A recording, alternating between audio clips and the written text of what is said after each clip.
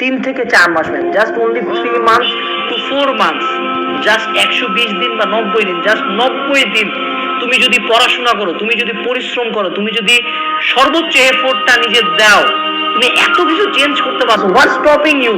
তোমাকে থামাচ্ছে কে? তোমাকে থামানোর কেউ নেই, তুমি একা এখানে, তোমার সাথে উপরে আল্লাহ, নিচে তুমি, আর কেউ নাই। Just start the game, give it your all, তোমাকে কেউ থামাইতে পারবে।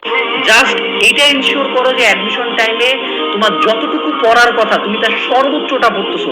তুমি তোমার 100% জানো না, তোমার 100% তোমার কল্পনার বাইরেও শক্তিশালী। You are stronger than you think, you are more talented than you think, you deserve more. তুমি পারবা, ডোন্ট গিভ আপ। জার্নিটা খুব টাফ হবে, এই 3 মাস খুব টাফ, কিন্তু দেখতে দেখতে চলে যাবে। সো 3 মাস পরে যদি কোনোদিন নিজেকে আয়নায় দেখো, দুইটা অবস্থা নিতে পারে। এক, তুমি তোমার অবস্থানে স্যাটিসফাইড হবা, দুই, খুবই ডিসস্যাটিসফাইড হবা।